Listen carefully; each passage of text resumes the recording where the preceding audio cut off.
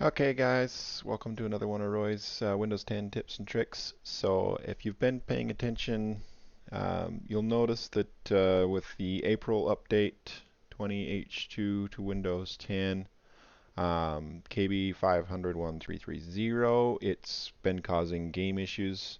I personally thought it was related to the season of the game I was playing and was playing the game, blaming the game, but apparently that wasn't it.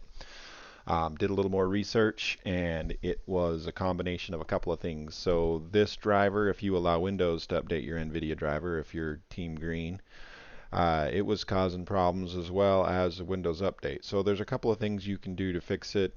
The easiest is going to be the fix that Microsoft put out to fix the issue because it was primarily a Windows issue.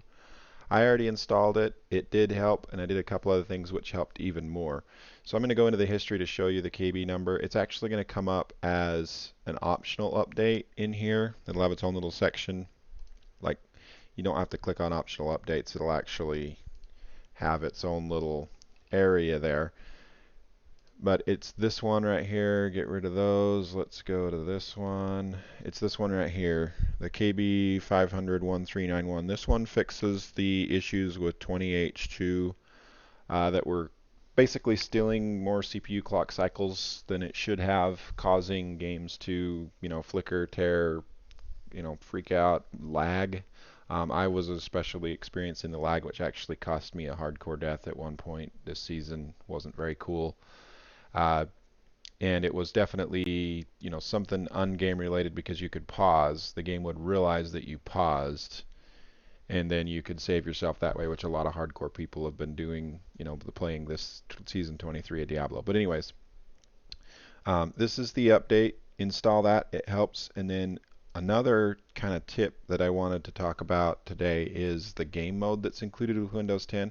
A lot of people don't even know it's there. It's there and it's on by default. So if you go to settings and you search for game, you'll pull it up relatively quickly. It's game mode. Like I said, it's on by default. If you are not a gamer, this does virtually nothing.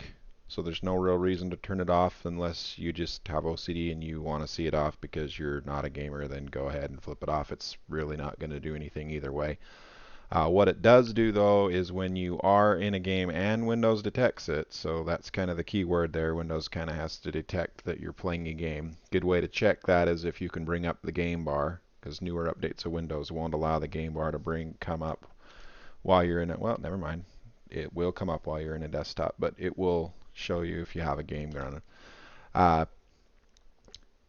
Pull up the game bar. You can see if you're running a game. It should let you know that Windows has detected you're playing a game. But anyways, what the game mode actually does is it mutes the Windows updates and notifications while you're playing a game. It also tries to allocate more CPU and GPU resources to said game while you're playing the game, which should have made that issue null and void before, but it didn't necessarily. It's something Windows did wrong. So install that update. One more setting that actually I found that helped me was not only turn that on, but come in here to the graphics settings. And this one, reduce latency and improve performance, you'll need to restart your PC. Turn that on, and it actually helped as well. And this, I would imagine if you don't have that great of a GPU that it wouldn't do that much of a difference, but if you do have a higher end graphics card, I would recommend turning that on because it allows your GPU to uh, essentially take over some of the processing part of it, and it will help your latency and your frame rate. So I would turn that on as well.